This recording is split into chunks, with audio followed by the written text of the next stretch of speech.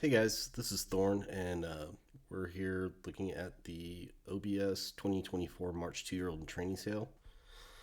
Would have liked to have this video up a few days ago because we're less than 24 hours away from the sale, but I just figured that we make something. We look at a few horses, we'll talk about some likes and dislikes. We'll also talk a little bit about the futility of trying to judge horses at some of these sales, um, and about why you're just never going to be an expert. It's usually just experience, and usually what you buy what you can afford is what it comes down to. Um, anyway, we're just going to go through here and kind of pick out some horses at random. I don't know how many we'll look at, maybe 20, 25, something like that. We'll just kind of go down the list. There's 900 horses in this sale, or pretty near to that. So we're obviously not going to look at everything, but pick out some at random, just kind of see where we end up. I haven't taken any notes or anything like that. We're just going to take this on the volley and kind of see where we end up. So before we get started here, I just want to talk a little bit about the nature of looking at horses and trying to judge them. You know, because a thoroughbred by its very existence is beautiful to look at. They're God's perfect running machine, right? It's a little bit like going to a Paris fashion show and trying to judge supermodels. You know, it just they're all beautiful. Um, so a lot of times you're just going based on what you find beautiful because we all have different tastes. And uh, yeah, it's not always cut and dry about I like this horse, I don't like that horse. A lot of times, like in this case, we're going to look at this accelerate colt here, and a lot of times it's just I don't like the sire. Um, I haven't liked the sire since he came out, um, and it's because he doesn't put a lot of quality in them.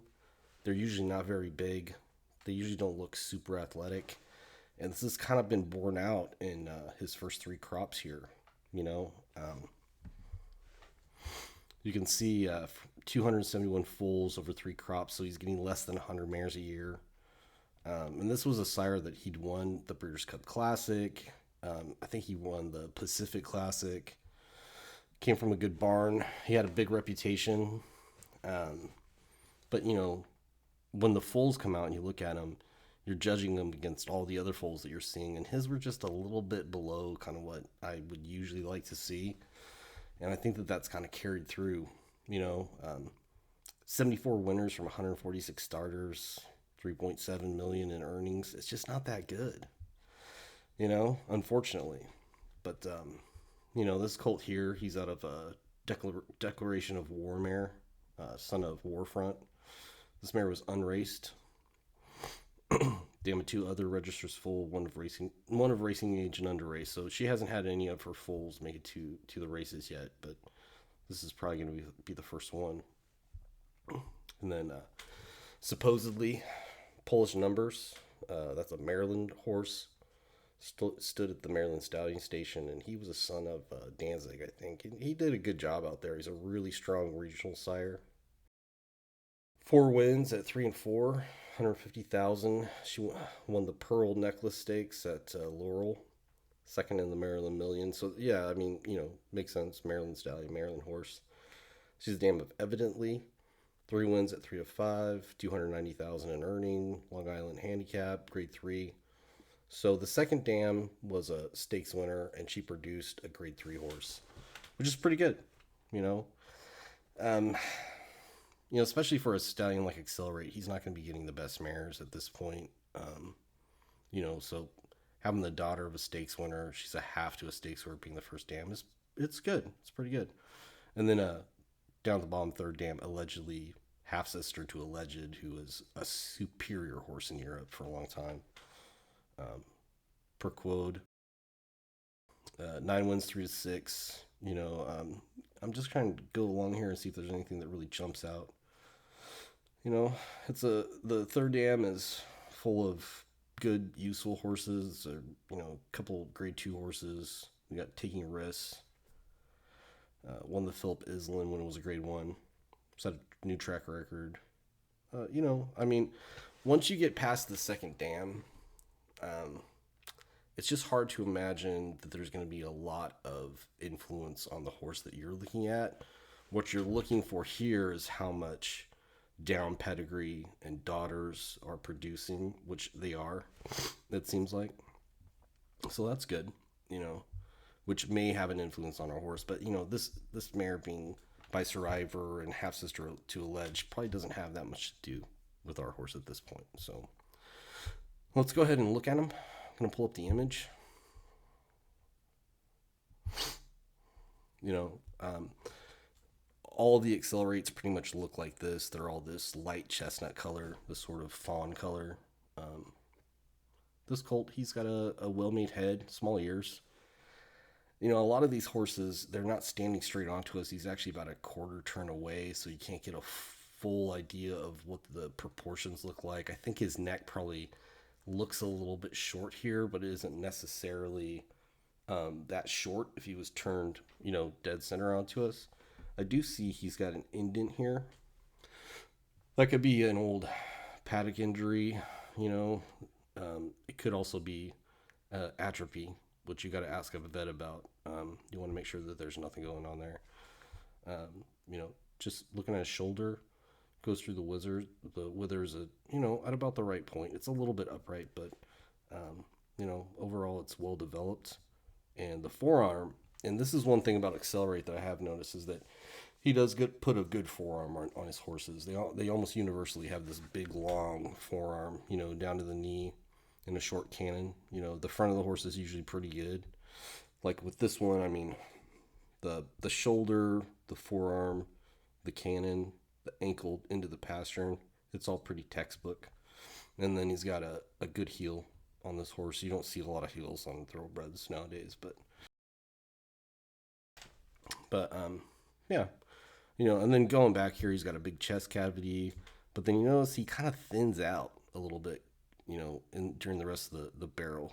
You know, I might want to see a little bit more substance there. And then the loin is well developed. The croup looks good. The tail set is slightly low a little bit, but you know, that's probably just nitpicking. And then the stifle, I would say, isn't as well developed as I'd like to see, but the gaskin is good. And you know, nice and straight. Come down here. I mean, everything's sort of square. He is a long-bodied horse, and I think he'd look even more long-bodied if he wasn't turned away from us a little bit. But overall, there's nothing to really nitpick too bad about him. I think he looks good. So yeah, let's go on. Let's go look at him walk, because this is where it really starts to, you really start to measure horses. So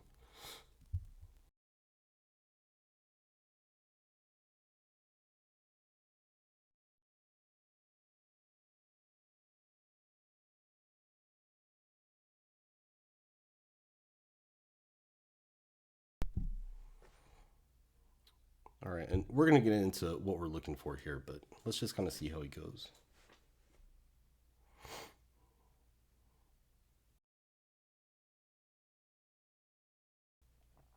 Just let him make a turn here, and then we'll start kind of really digging into this. So I always like to think of a horse like a drum set.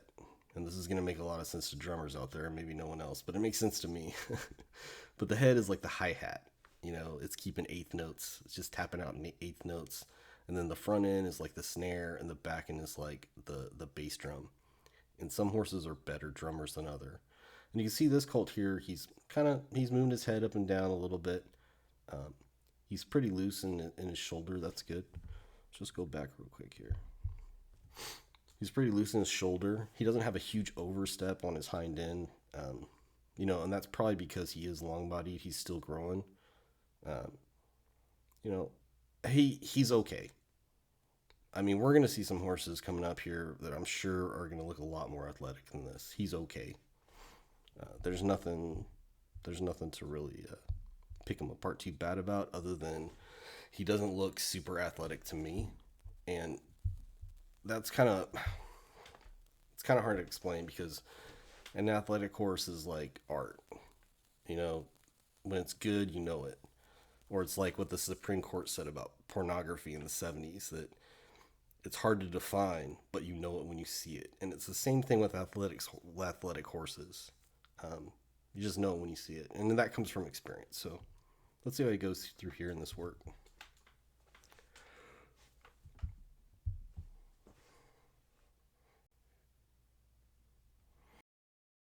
Yeah, and you can see he's got his head up high. He's not really working through this too well. He's got good extension in front and behind, but he'd probably go faster if he got his head down. You want to see this head down here somewhere, really pulling through the bit and pulling him through this motion. So watch it again here. Yeah, I mean, once again, there's nothing too much that you can pick him apart on, other than I think that he could use his head a lot better, and he'd be a lot better moving horse if he did that. So anyway, he's not going on my list.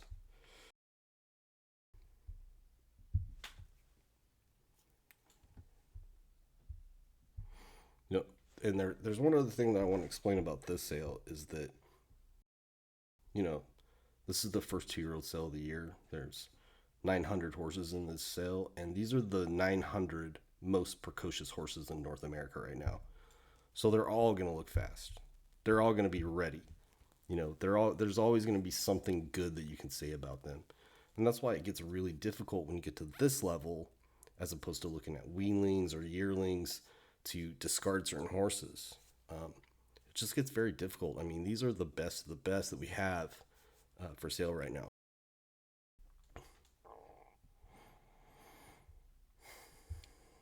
So this is a Indian Charlie colt, or excuse me, this is a Adios Charlie colt by Indian Charlie. Adios Charlie is one of those horses that he's a 2-year-old sale darling. He's done okay as a sire. 10 crops, 447 foals, so he's had under 50 foals per year per crop. 281 starters, 12 black type winners.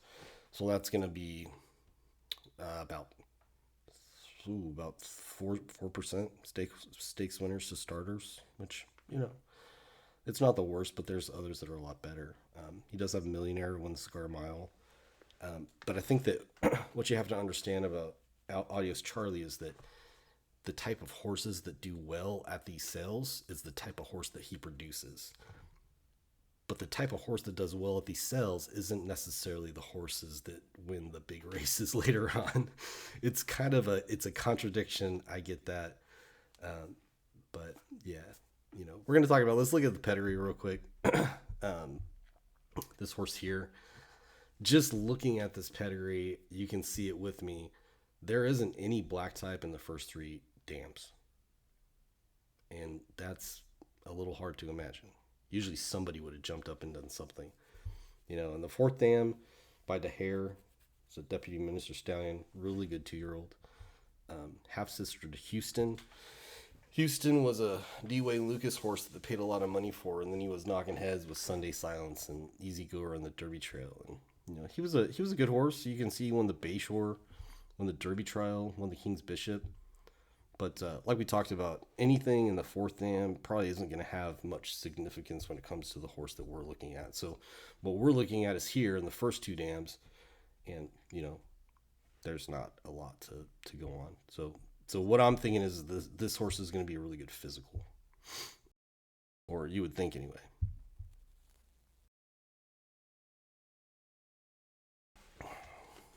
And yeah, I mean, right away you can kind of see it, right? You don't even have to be an expert, I don't think. If you said that this horse was going to prepare for the All-American Futurity on Labor Day for quarter horses, like, you probably wouldn't be too surprised, right? And he's going to go out there, he's going to run a quarter of a mile. So, pretty nice head. Neck is about the right length. Shoulder, it's a little bit upright, but it's not bad. I mean, you can live with it. And the shoulder is very well developed.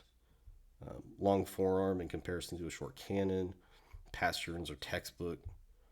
A lot of substance all the way through the barrel. And then look here, this is the point of his hip.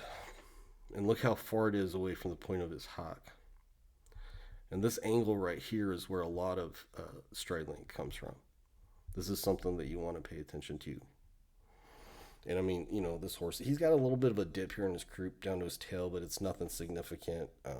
He's built downhill right now. He's going to get taller up front and even out, and good bone, good substance. Yeah, just no pedigree. So let's look at him walk. I would expect this horse to walk like a sprinter, and I'll tell you what I mean here.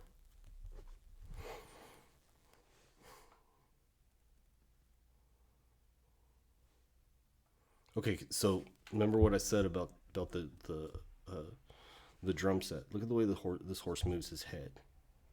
1, 2, 3, 4. 1, 2, 3, 4. You know, he's keeping time for the rest of his body. You know, and I mean, he walks really well. He's got a little bit of a a little bit more of a flexible pelvis and back than that last horse we looked at. And you know, let's just touch on this real quick too, because we're gonna look at horses from behind a lot. That's, you know, it's kind of what you want to see. But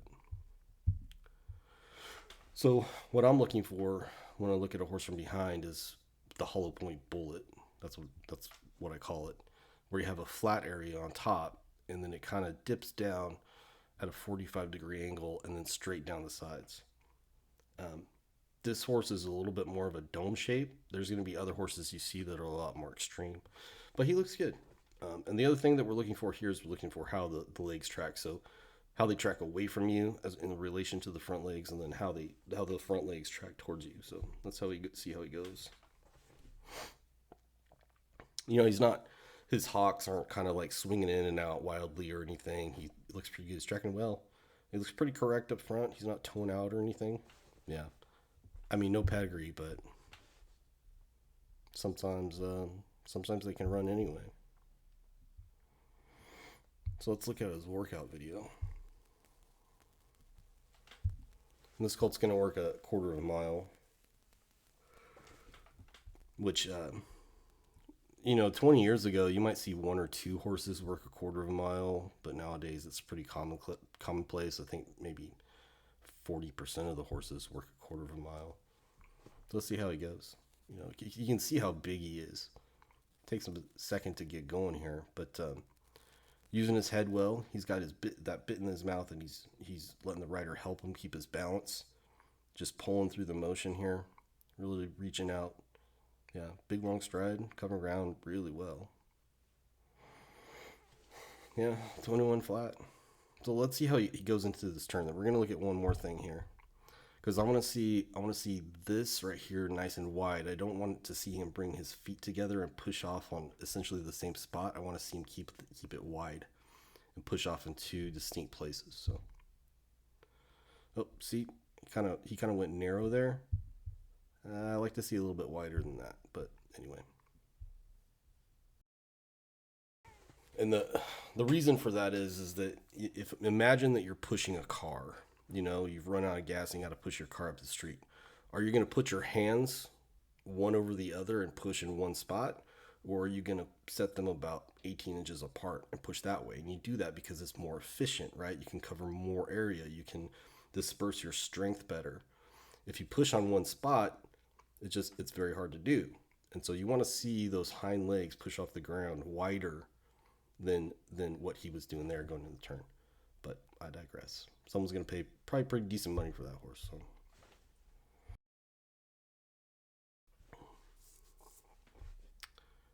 you know, we got a couple always dreaming here. I'm not even going to look at him. This is another horse that I avoid.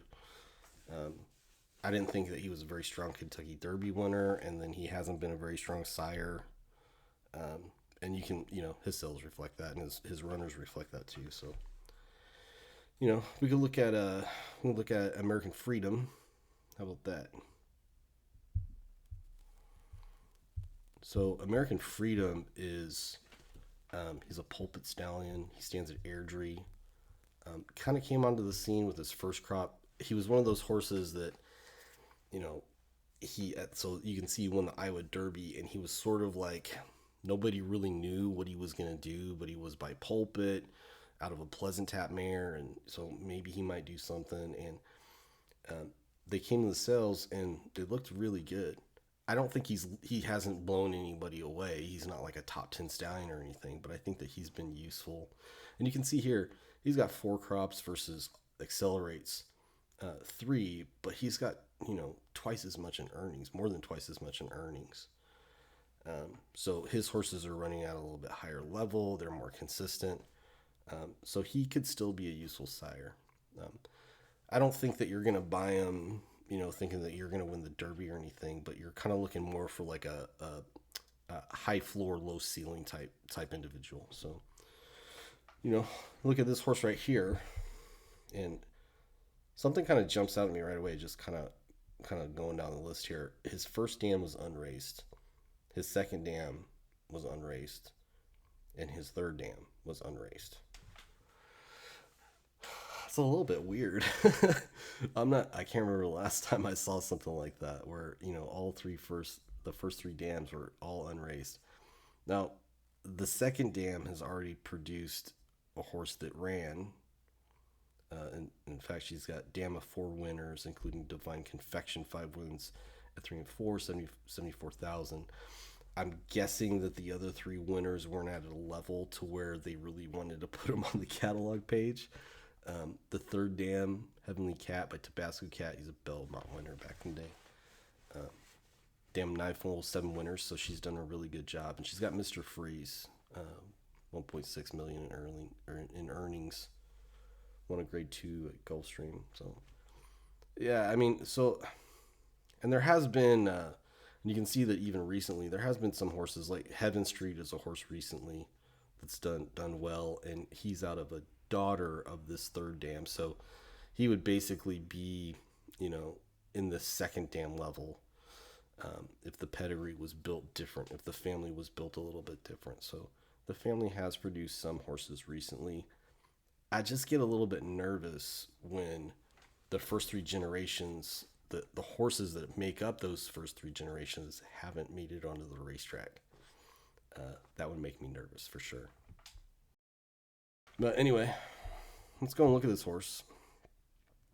Doesn't look like we got a picture we can bring up too, so we just gotta, well, that's not him, is it? Okay, we'll do it this way.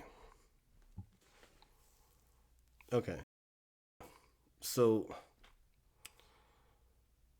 there's one thing I don't like about this horse, and we'll talk about it in a second, but, pulpit head, that's all pulpit. His neck is a good length. I think his shoulder's really good. It's kind of running through the withers here at a good spot. Forearm, very good. Knees look pretty good. He might, depending on how he's standing with us, he might be slightly over at the knees, I think. You'd have to see a better angle of him, but he still looks fine. And then ankles are okay, if not a little bit on the big side. And then pasterns are about where they should be. But you see he's got a big chest cavity and lots of substance through here. Point of the hip is really high. But I don't know if it's the way this horse is standing. We'd have to see him more square. But he looks like he could tend to be sickle hawk to me. And he's this leg is tight in underneath the hindquarters. Look at how far back he is. And maybe the way we're looking at this is this horse, his hindquarters are sort of a quarter turn away from us. So that's making that illusion happen. Like I said, this is way different than looking at a horse at the sale. You only have this small screenshot to go by. So, you'd have to look at that. We're going to see how he walks. He might walk totally different. So, and then I also notice this ankle here looks a little bit big, and I think that you'd probably want to check that out. Just see if it's an old injury or something like that. So we'll see how he walks.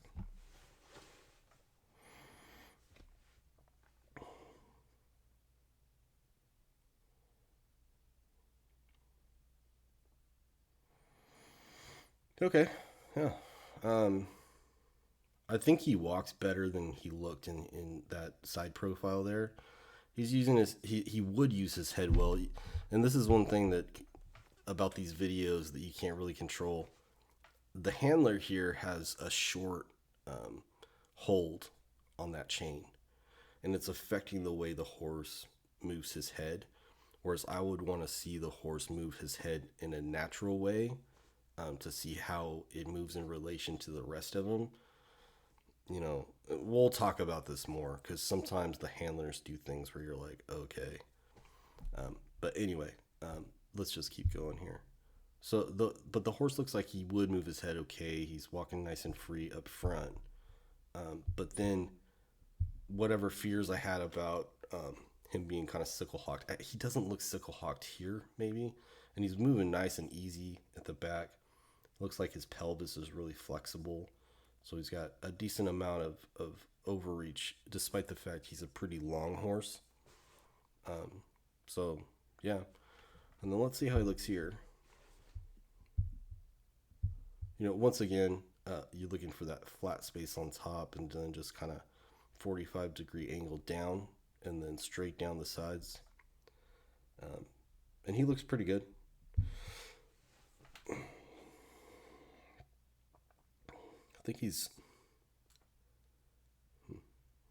I mean, he tracks okay. He kind of twirls that left fore a little bit, and whatever a horse does when they have those little foibles that they do, whether they circle the left side or the right side, those are usually amplified and exacerbated when they move at speed. So that's something that you really got to look for. And sometimes they don't show up at all. It's just kind of a thing.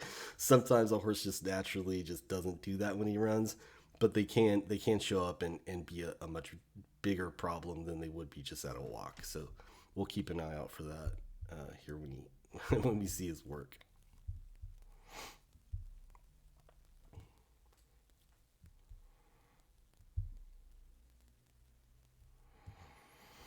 Okay, so you can see here he's got that bit in his mouth. He's really pulling along through here the motion. Good extension on his front legs. He's really reaching in under him. Yeah, I mean, I think he looks pretty good.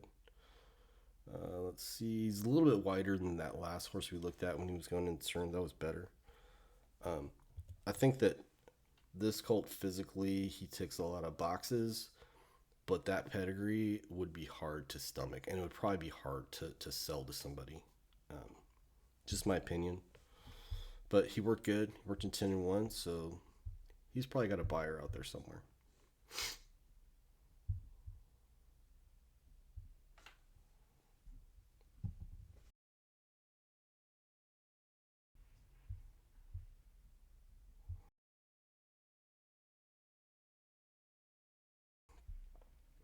Okay, so you know what? Let's talk about this filly right here, because this is a filly that I actually know.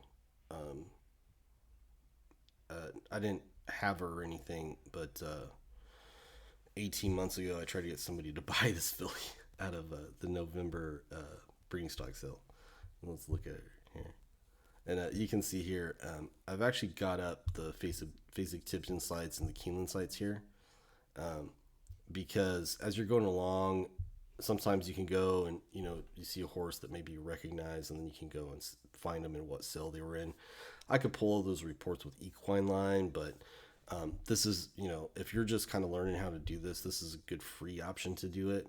So watch, I'll show you what I mean about this filly. Let's go and find her. Okay, we got that breeding stock. It was the first one up. Okay, so here's this filly, Army Mule out of Bitska. She sold for $30,000, and this is a photo of her as a weanling. My thoughts on this filly as a weanling was that she was a really good color, and that's a color that you see a lot of Army Mules have, that sort of that deep red, with a few splashes of white. I was right about this filly, but I was also wrong about this filly. I thought that she would get taller and stretchier, just from the way that she walked, the way that she handled herself. She didn't really do that so much. She still would have been a good purchase. She had some little things, like she's got those weird little pointed hawk and stuff like that, but it shouldn't really affect the way she runs. But when I saw this filly, I just thought that balance wise, she was nice for where she was at in her development. She had a really pretty head on her, good shoulder. And you can see here that her forearm and cannon are, just about the same length, but these are young horses and they change a lot. And Army Mule does a good job with his horses. He puts a good leg on them, and I just thought that over time she would develop more. So then let's go over. This filly sold for 30,000, and then she was pinhooked into the July sale. Here, so here she is. So she sold for 77,000, and this would have been just about 8 months later. So I mean, it's a good result for the people that bought her in November. And so here she is here, and you can see what I mean. I thought that she would be I thought she would be taller, kind of stretchier than this. She's still got great balance. She's got a nice shoulder, and you can see here that the forearm has actually started to overtake the cannon. So she was evening out the way I hoped she would. She's got a nice hip. She's not real long, but yeah, I just thought that she was a nice filly. So let's see how she walks here as a young horse.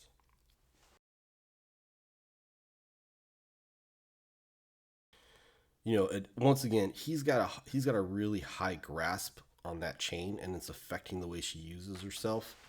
Um, she does use her head really well, and you can see that she walks with a lot of confidence. Um, I mean, she was as a yearling, and she already looked like a 2-year-old. And this is what I'm talking about with the hindquarters. Look how flat she is on top, and how wide that is. And then you just see a sharp angle down, and then straight down the sides. That's what I'm looking for. Um, that I associate that with really powerful, fast horses. So anyway, she tracking good. Um, yeah. So here she was, and I mean she's pretty much dead on up front. So yeah, so that was her as a yearling. She sold for 77,000, and this is where things start to get murky because um, her pedigree is really good, especially if you're looking to buy precocious 2-year-olds. Army Mule has done a super job. He's only got 109 starters from 202 foals, so he's got really small crops. But from those 109 starters, he's got 10 black type winners, so that's very nearly 10%, which is, in this day and age, that would be considered pretty elite. He's got grade 1 winner, got grade 3 winner, so he's done a really good job from the limited opportunities he has. And then, but more importantly, this filly's dam was really precocious. 2 wins at 2, won the Barrett's debutante. And then she foaled a horse that, albeit it's in Mexico, that horse was also a winner at 2. And that horse was by Accelerate, actually.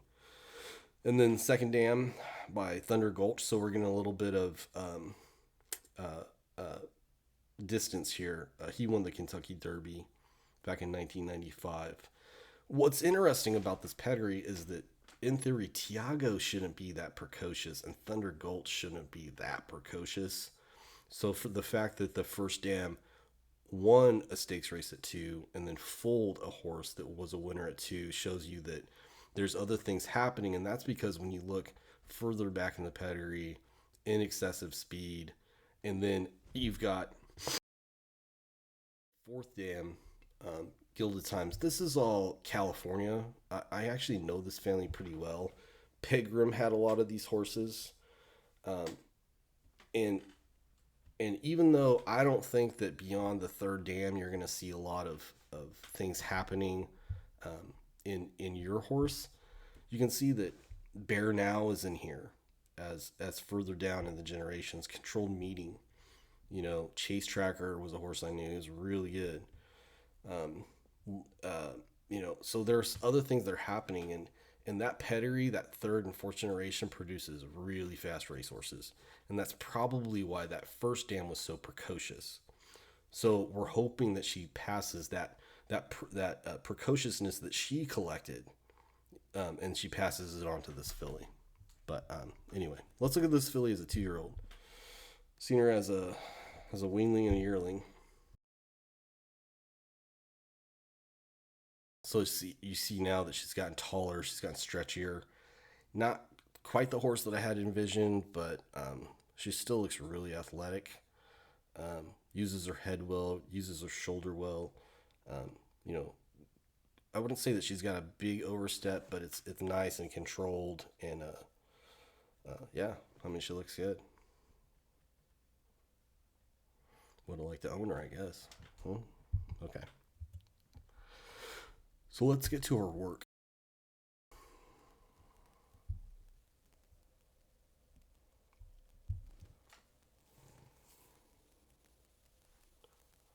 So you can see she's got her head cocked a little bit. She's kind of being cheeky with the rider. But she looks good. I mean, I really wish this lady wouldn't beat the hell out of her for no reason, but because she was already doing all the work. She goes in 10 flat. Let's see how she goes in turn. She narrowed up a little bit, but that's okay. I think it's a good work. But what I really want to talk about with this filly is the economics of it all. So if you could have bought this filly for 30,000 and you pinhooked her in July of the next year, you're probably in that filly for 40,000. Once once you get past sale nominations and everything, right? So to sell her for 77 was a good result. Now you've bought the horse for 77,000 and you got her in this 2-year-old sale 6 months later, or actually, it's 8 months later. You're probably in this horse for the better part of 110,000. And I'm not sure that she's worth much more than that. And this is why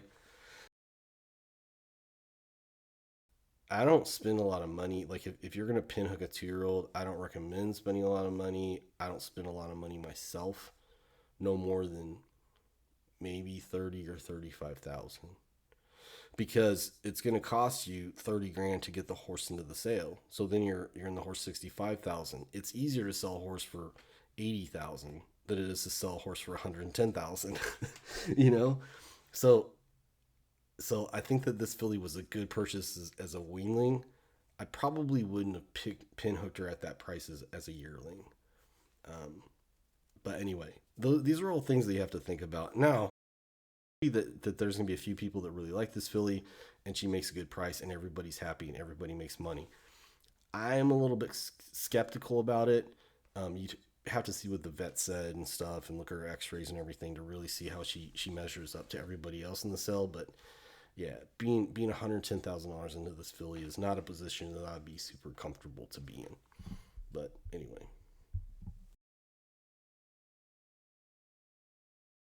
So that's all. Let's go down. Let's find something else here.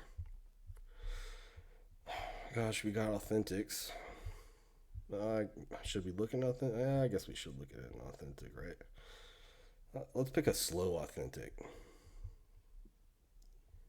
I mean, let's look at one that works. I mean, a lot of them were working in 10 flat and 9-4 and all kinds of fast stuff. But let's look at one that didn't go as fast. This horse worked in 10 and 3. This was horse 830. Pedigree wise, okay. So just looking at the pedigree, Authentic himself he's kind of an anomaly because he's by into mischief out of a Mr. Greeley mare, and you think he would be sort of short coupled and speedy looking, but instead he was tall and stretchy. What's funny about that is that he didn't have a very good walk behind. It was it looked okay, but he was just kind of sort of short stepping behind.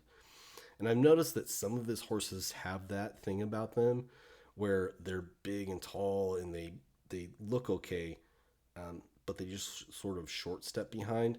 Now, Authentic could overcome it because he had whatever magic there is in Kentucky Derby winners, right? Whether his horses have that magic, that's something that we got to see. I am looking at this and seeing that this horse is actually really well bred on the bottom side. So you got Authentic, who's by Into Mischief, who's out of a Mr. Greeley mare, so there's a lot of speed there. And then you got this mare, that's a Henny Hughes mare, that's Hennessy, that's a lot of speed. And then Aldebaran Light was a really good mare. Gotcha Escandrea, who's the sire of Matoli and More Spirit. We'll talk about Matoli when we get there, but yeah, I mean, yeah, I mean this is a pretty good pedigree. Where Red by Henny Hughes, winner at 2, so she was precocious. Jessica Krupnik, filly by Uncle Mo, 5 wins at 3 and 5, so it wasn't a 2-year-old winner, but hey, you can't have everything in the world. And really can see that this mare, the 3 winners she had, none of them won at 2, but that's not the end of the world. And then Aldebaran Light, like I said, was a really good mare. Escandrea, 4 wins and 6 starts at 2 and 3. Won the Wood, won the Fountain of Youth. He was on the Derby Trail. I think he might have even been the Derby favorite. And didn't he scratch like the week of the race or morning of the race or something like that? I don't know. It was something like that. Belmont by Stravinsky as a Nureyev stallion in England. Won the Middle Park. It's a good race to win over there. I mean, so is the Jim Crack. That's a very good race win over there. He was 3rd in the Golden Jubilee and the July Cup. Those are both Newmarket races. Yeah, I mean that's a high class horse right there. And then third dam Altair by Aladar. She was the dam of Blazonry, who was also a really good horse, and sire out there in California. So yeah, I mean, there's some things to like about this pedigree. Not a lot of down pedigree stuff. We're seeing like, oh, well, this daughter produced this and that and the other thing. But it is a horse that can and has produced good horses. So that's nice to see. One thing is, this is a May 19th filly. The philosophy of buyers is sort of weird when it comes to this. They really like to see late foals. April foals, May foals, and the reason for that is that they think, well, this horse is going to have a lot more development to come. Whether that's true or not, I don't know that I've really seen that play out. It's something that everybody always says, but typically, if a horse is born in February and he's good, um, you know, he wouldn't be better if he'd been born in May. And vice versa. If the horse is born in May and he's good, he's just good. He isn't necessarily going to develop into something that's even better. But anyway, let's go ahead and look at this horse walk. Or actually, yeah, we can do it with this. So as I said, Authentic. He didn't look like the way he should have with his pedigree. He was a big, long, tall, stretchy kind of horse, and this is sort of the same thing, even though it's a little bit of a different shape. The head is more Henny Hughes. You got this thin neck. You see some Stormcat horses with that, where they have a little thin neck, like Forest Wildcat and stuff like that. It was kind of like that. It's not too thin for my taste. I think that she looks very feminine, very classic looking. The shoulder is upright, so that's a lot of power and a lot of swing can come when a shoulder is actually laid back more. And then chest is nice and deep. There's decent development in the shoulder. She's not a powerhouse or anything. And then nice long forearm into a short cannon.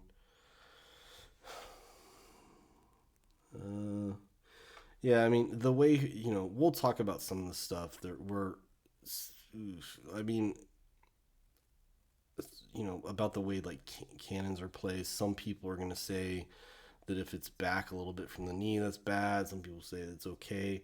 I think that this filly just set in the middle right there, I think that's fine with me. You'd have to look her up close to really see what her knees look like, but I'm fine with it. Anyway, cannon's nice and short, ankles are small, and then the pasterns are maybe a little bit low. Yeah, I think they're slung a little bit low, but it's not too bad. And she's got a little bit of heel on her. They've left heel on her, which I like to see. She is quite thin through her barrel, a little bit tucked up. When I see that in a 2-year-old, I wonder if maybe they've squeezed the lemon a little bit too much. I like to see them still kind of fat. They don't have to work them to death when they're at the farm getting ready at the sale. And when you see a horse that maybe is like a little bit thinner through their loin than what you would expect, that kind of means that they put some work into this filly. But the point of her hip to the point of her hock is quite a good length. That's good. A little bit of an abrupt drop off in her croup here down her tail, but it's nothing that's really going to bother me too much. And I think that she's she's not the she's not the most substantial filly. She's just, but she's got a good classic look to her. I mean, I think that she looks like she's going to be more of a middle of the year 3-year-old. Kind of wants 2 turns, but let's see if she makes a liar out of me. Let's go. Let's see a walk video here.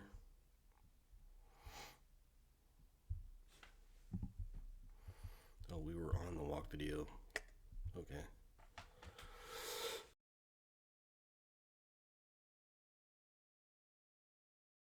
Once again, the handler's got a short hold on this horse, so you can't really see the way she uses herself.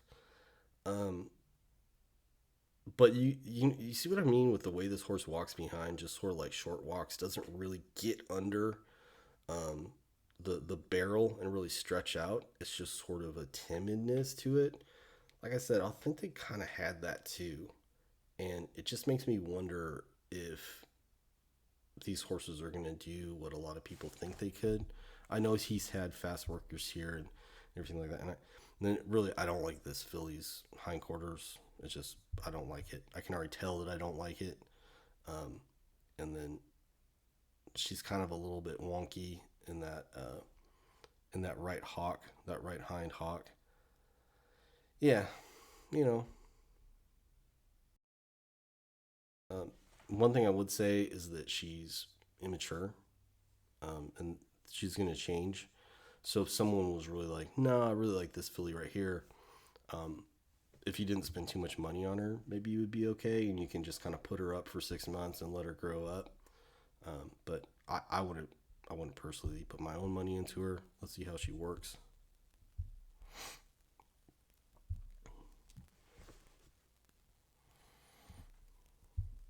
Come on.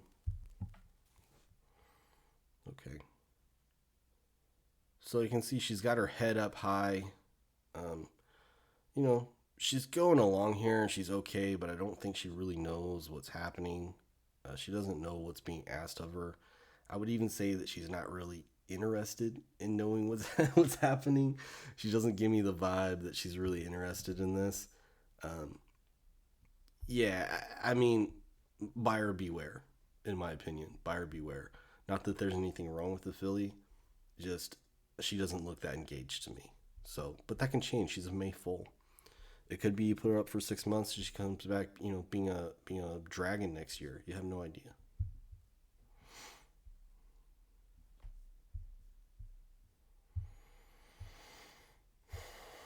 All right, we got Blame. Who should we look at next? Ooh, maybe we should look at a Bolt Dioro. Bolt Dioro. He's been one of my favorite young stallions in recent times. Let's see here. Actually, you know what? I'm going to take a short break here, guys. I'll see you in just about 10 minutes. All right, and I'm back. Sorry about that. I had to make a phone call. Oh yeah, we're going to look at Boltioro here. Boltioro is a horse that I think is going to have a lot of success here in the next few years. Just from the very beginning, you could see it in his offspring. And he's already done really well. I think he was leading sire, freshman sire this last year. So yeah, he's done a really good job already. Let's just pick a horse at random. I'm gonna avoid the 9 and 4s, and maybe we'll talk about that in a minute. But let's just pick a horse.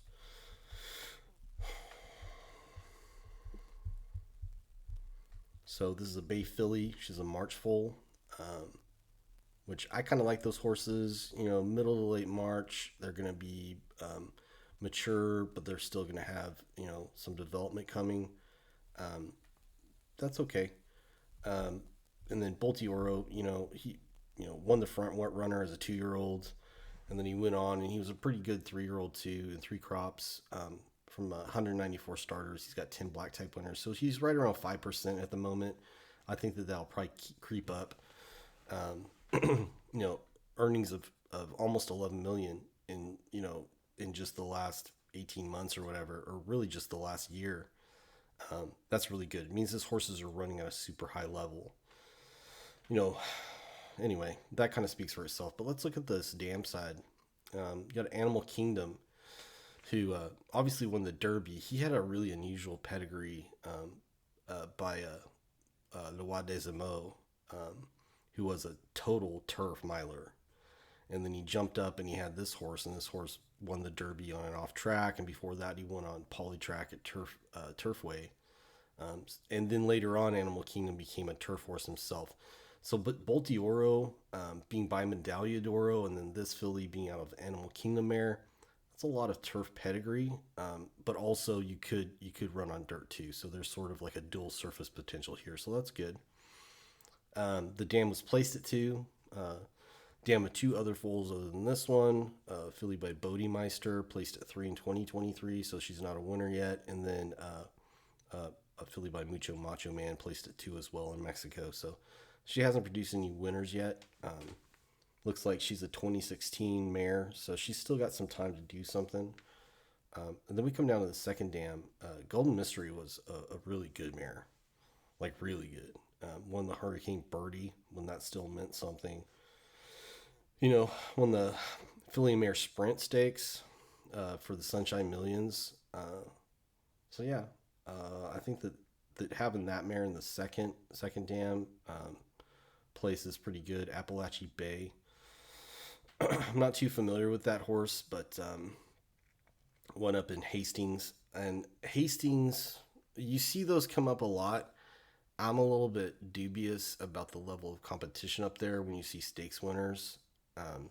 You see horses go in from, you know, Golden Gate and Emerald Downs and run really well up there, even in the stakes races. I'm a little bit dubious about what that means as a stakes winner. But anyway, the third dam is by St. Bellotto. He could get you a turf horse or a dirt horse. He was by Halo. I mean, they can run on anything and they'll do anything. They usually have a little bit of attitude. Sometimes they have a lot of attitude. But you know, Golden Mystery's back there. Voyager's Quest, grade 3 horse. We got Hollywell. Remember that horse? She was pretty good. Sinister Brew. You know, I mean, there's a lot of Florida influence here, which Florida has really come on. I think that it's one of the best regions to find quick horses. And that's why you see so many good Florida breds come through a sale like this when it's down in Florida, and it's an easy option for them, and they really get to showcase themselves. But anyway, let's go and look at this filly and see what we think.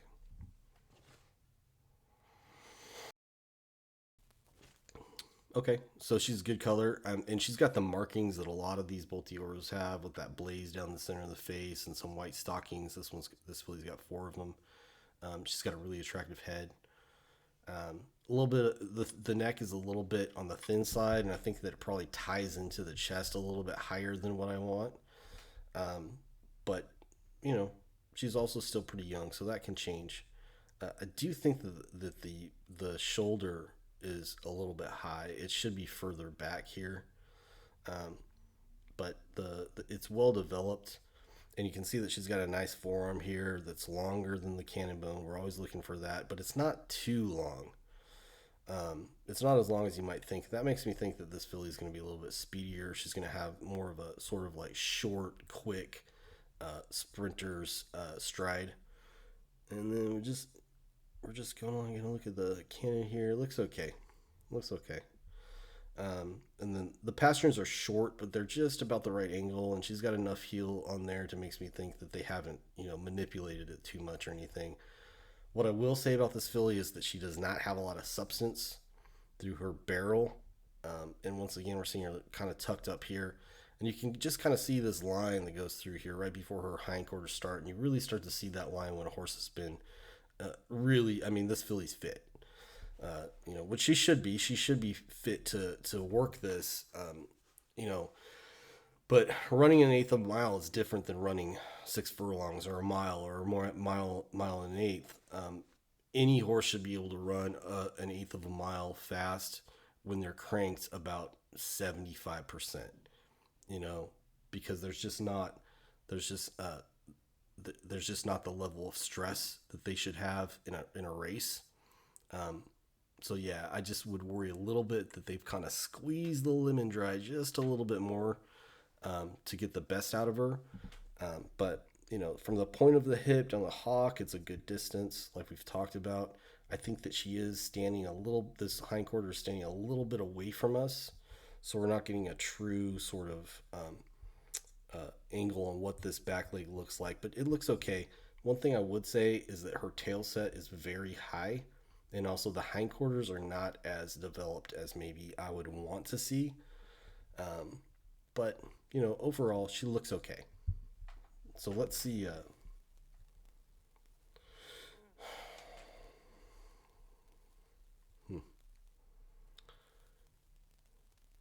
I'll be honest with her. I don't really love her. I think that she's not quite using her head the way I want. She's a little bit stiff up front. And she just uses herself a little bit. Yeah, she's just not as athletic as I think I'd want her to see her. Even though her hindquarters are quite well developed here through the back, she just isn't, just isn't quite what I want to see. And then she flings this hoof right here. She kind of makes a little flick of it every time she lifts it up and down. See that? Flick it. That's something that might show up when she's at speed. But let's see what she looks like working. Looks like she worked in 10 and 2. So, she went pretty good.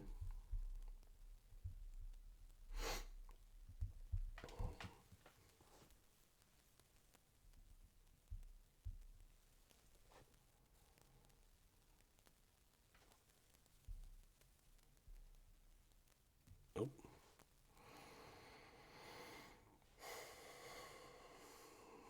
Okay, so she's got her head up. I'd like to see that come down. There's just not a lot to her, and I just don't get the feeling that she's as engaged as she should be, especially if they've put that much work into her. I don't love her. It's kind of disappointing. I usually like the Boltioras, but this one I don't like. That's okay. We'll move on. Let's see here. I don't know. Caracaro. I don't know if you want to look at him. Let's talk about Caravaggio, because I've noticed something interesting about this horse recently.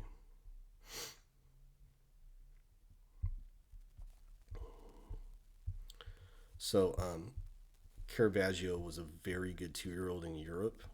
Coolmore had him, and they stand him here as well.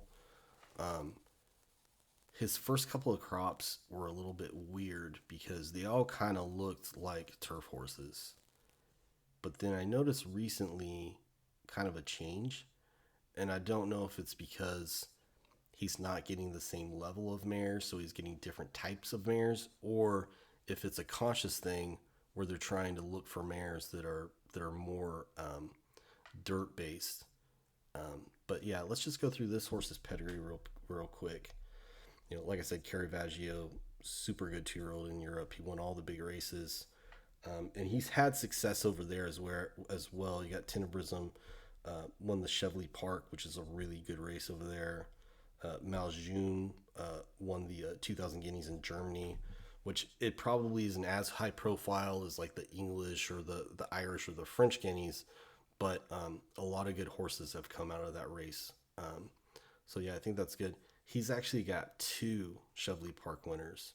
So that's a high quality 2-year-old race over there, and I want to say it's 5 furlongs. So, it might be 6 furlongs anyway, but they're very precocious and they go good at 2. But this horse is an elusive quality mare, so that's turf or dirt. She was unraced, damn 2 other foals, won a racing age, won a race 1 winner, Becky's Joker, which was a stakes winner, and won the Schuylerville. So yeah, I mean this mare already produced a precocious horse that won a Grade 3 at Saratoga, and by Practical Joke, who's a really young sire but a really good sire too. He's had a lot of good horses, and he does really well at these sales as well. And then the second dam is Bipolar's Vision, who famously had one eye, and he wasn't a great sire. I know that he had that one filly that won the Oaks that I can't think of the name of right now, but Jerry Hollander had her, and she was a dynamite little mare. I actually saw her run in person a couple of times, and she just was so tough. But Vertical Oak is under this one. Grade 2 winner, earned almost 775,000. Giant Mischief is back there. Second in the Springboard Mile, which is a good race that they have at Remington Park for 3-year-olds. Third in the Malibu Stakes. So there is some stuff to like here, both in the first dam and the second dam. It's a good mix of turf and dirt, long and short. The third dam is by Service Stripe, which he could be a speed influence. So yeah, I mean, there's a lot more dirt. There's a lot more dirt in this horse, despite the fact Elusive Quality had a lot of success on turf. He produced a lot of good dirt horses. So let's just go and look at this horse real quick. See what he looks like here. Okay, so yeah, got a bit of a long head, but it's not unattractive. And I think that his neck is about the right length. I think it's okay. I also think that he's about a quarter turn away from us. You can see from his shadow here that he's just he's actually, his front end is turned away from us. So it's kind of giving him a weird look to him. I think his shoulder is just about okay. It might be a little bit upright. You probably have to look at him from a different angle to know for sure, but you can see through here that it's really well developed. Got a big deep chest on him. Look at the forearm. I mean, he looks like a bodybuilder here, and I think his knees are pretty flat. The forearm isn't that long, but it's long enough in relation to the cannon that's probably not going to become a worry. But one thing about this horse is he's got really upright pasterns, and the reason why you would worry about that is that the straighter this angle is, the more pressure it puts on all of the other angles above it and below it. If this is down a little bit, it's going to take more. It's going to absorb more of the impact as the horse runs along. Whereas if it's upright, the shock is going to travel up the leg further. So that's just a layman's explanation, but really what you're doing is you want to protect this tendon back here. You want to protect the knee, and you want to do that by the horse having a lower pastern. But typically horses with an upright pastern like this, they like to run on fast dirt and fast turf, and they get over the ground really well. So anyway, it's one of those things where you're going to have to decide if it's something that you can live with, or maybe you can't live with it. Me personally, if I really like the way the horse moves, I might be willing to live with it. So anyway, you can see the withers and the chest cavity are well developed. He's a little bit thin through the loin, and you can see how well muscled he is and well defined. And once again, it makes you wonder how much work they've put into this horse to get him to this point. But from the point of the hock down, or from the point of the hip down to the point of the hock, it's a good long way. He's got low hocks, despite the fact that he's built downhill at the moment. And the hindquarters, I think, are pretty much where you want to see him. The hock and the back cannon and the back ankle all line up pretty much the way you want to see it too. So yeah, it looks good, and he looks like a dirt horse. So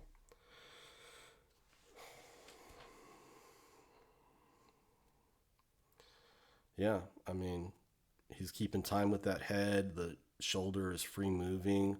I don't think he's quite as fluid as some horses you're going to see behind, but he is stretching out really well. He's a big, tall, stretchy colt, and I think that he'll develop better as we go along. Let's see if we can catch him. Let's have a look at his hindquarters here. Yeah, it's a little bit harder when they're this dark, but you can see he does have a little bit of flat point here and that 45 bent angle down to the side. Um, Maybe not as prominent as you're going to see on some horses, but I think that this is much more of a stretchy two-turn colt, and they're just not going to have as heavily muscled hindquarters and shoulders as some of the speedier ones. But he's got enough substance that I really like him. Um, Tracks pretty well up front. I don't think he's not towing in or out or anything. His knees look good from the front. So yeah, let's see how he ran.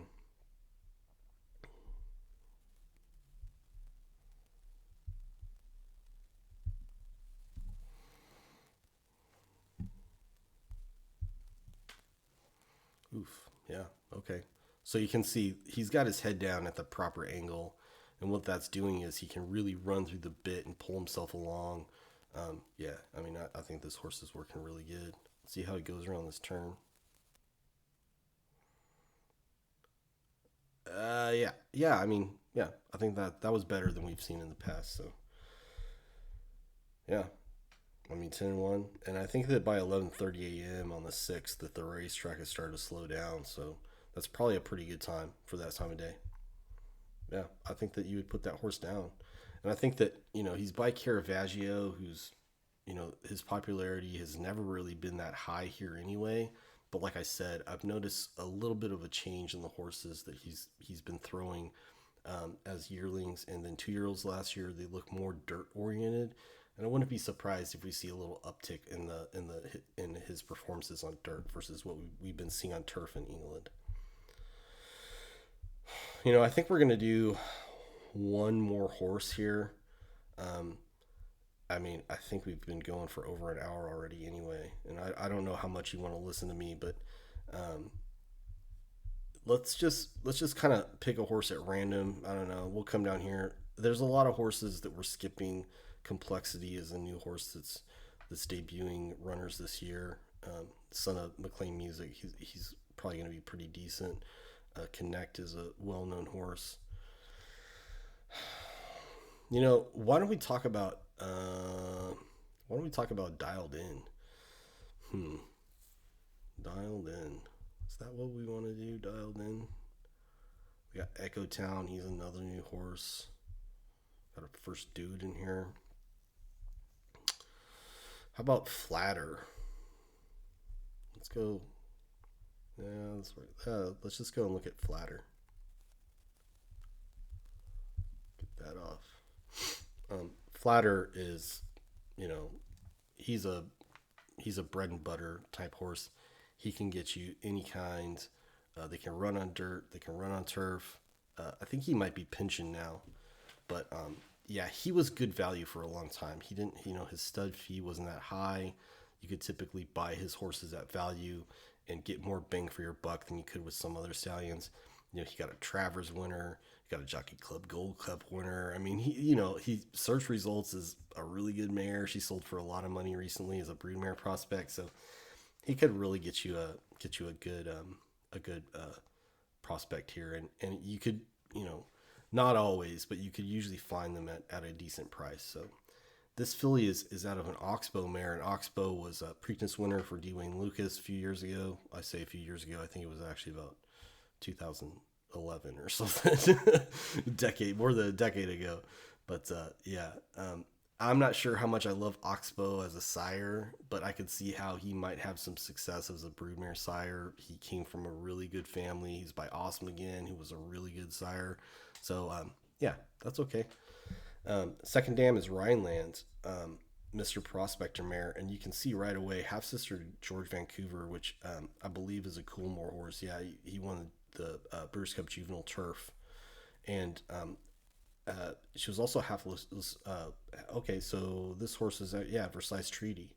Versailles Treaty is a very well known mare, daughter of Danzig, I want to say, and Saarland was by Unbridled, and I think Carl Nasvig had this horse who trained Unbridled, and Sarland had a really big reputation as a late 2-year-old and 3-year-old, and I just don't think he ever quite lived up to it. But he was like a big, long, stretchy horse that took a while to get going, and um, you know, but a very good horse at the same time.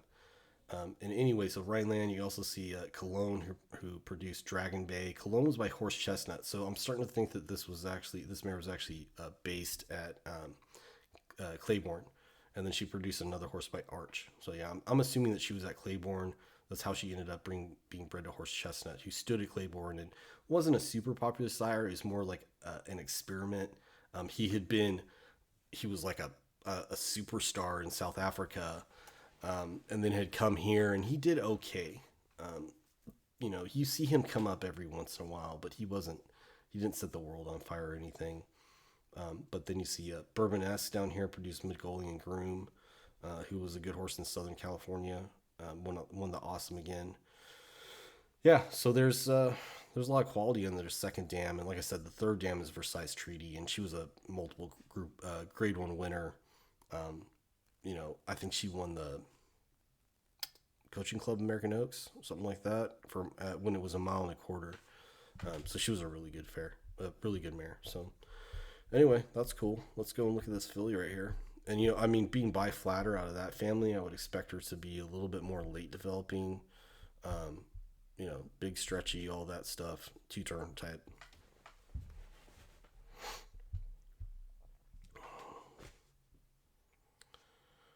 Okay, so there's a couple things about this filly that are off, and I'm sure that some of you have already seen it. But anyway, we're just gonna go down. So she's got a pretty much standard issue flatter head.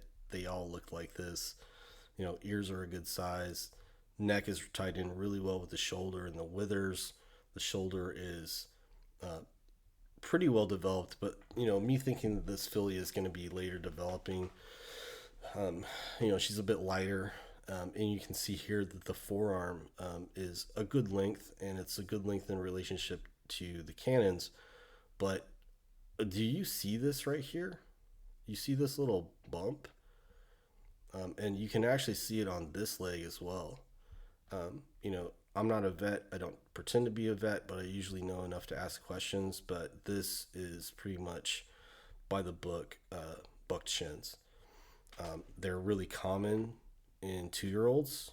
It's really just inflammation around the shin bone, and it happens often. The horse would be sore, and they're probably got her on some sort of inflammatory medication like Bute or something like that. But I'm honestly a little bit surprised that she's here at the sale.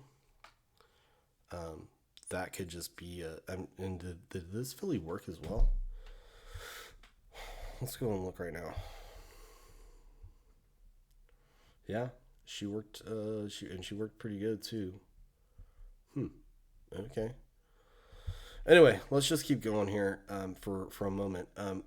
Yeah, I think that outside of the obvious here, her front end is pretty good. She's pretty thin through the loin, heading into the hindquarters, but she's got a long distance between the hip point and the hock, but she's also pole legged. This angle here on this back leg is more open than it should be. But that's okay. I mean, lots of horses are pole legs, especially thoroughbreds. You see it more and more often. I don't know who exactly the culprit is, but I'm guessing that there was some sire who sired a lot of horses that had it. So we'd have to go back and look. I guess you could say one culprit could be Secretariat, because he's the broodmare sire of both AP Indy and Stormcat. So yeah, maybe Big Red is the one that's doing it to us. But anyway, overall, I think that the filly's got good balance. She looks exactly the way I thought that she would. I am concerned about the fact that she's got buck shins. There are two schools of thought about this. It could be that someone would think that they could take advantage of this and get this filly at a better price because she does have this kind of issue. it could also be that everyone's talked to the vet and the vet says that it's something different besides buck shins. I don't know what that would be, especially because it's on both legs. If it was just on one leg, you might be able to say it was an old paddock injury and she's just built up a little deposit there or something like that. But it looks like buck shins to me. So let's just go and look at the workout video here. That I'm pretty surprised that she even did one. But like I said, they probably got her on some sort of anti-inflammatory pain medication like Bute or something like that. And I'm not gonna debate the uses of the medication or anything like that. As you get to know me better, you're gonna find out that I don't buy horses out of 2-year-old sales. I'm sort of just doing this because this is the sale that's come up recently. We're going to talk a lot more about weanlings and yearlings later on in the year and sort of my philosophies around how those should be handled. But let's go ahead and see this horse work. You know, her head is up a little bit, but she's using it well. She's really stretching out with those front legs. She is wearing wraps. She's wrapped up really good. And yeah, I mean, I think that the real tragedy about this filly is that she worked really good. She looked pretty good. We never saw this filly walk. Let's go and see this filly walk. I'm wondering if we can actually see if she's got any noticeable, if she's off noticeably. So maybe she is, maybe she isn't.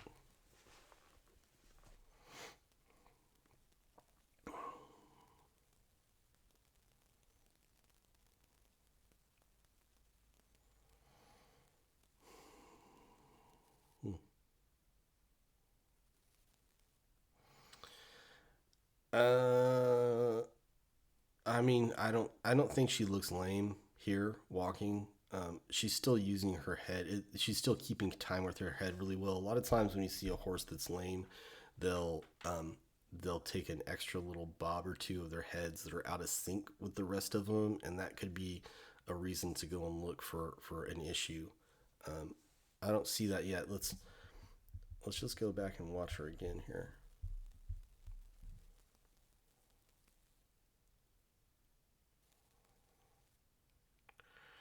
Yeah. What I would think is, you see how high he's holding her up around the halter. Um, that could alter. That could alter her head movement a little bit, and you know, if I really use some imagination, I might think that she's favoring one of her forelegs, um, or maybe even both of them. So yeah, I mean, this is a filly I would pass on, with basically just out of hands.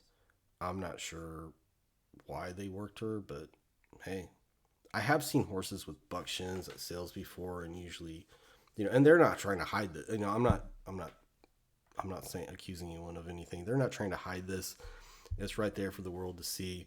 I'm sure that the vets have all looked at her. I'm sure that even the track vets probably said, "Hey, what's up with this filly?" And then they looked at her and they cleared her to work. So, and horses have run with buck shins before.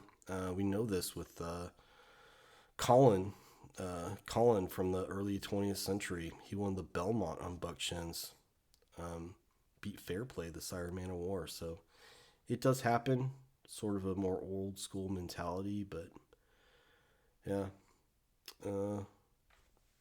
Yeah, I think on that note, we're just going to end it. Maybe, we might do another video on this sale after it's kind of gone off.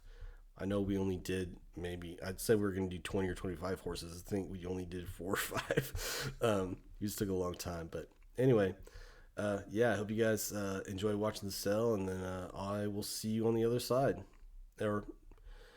Okay.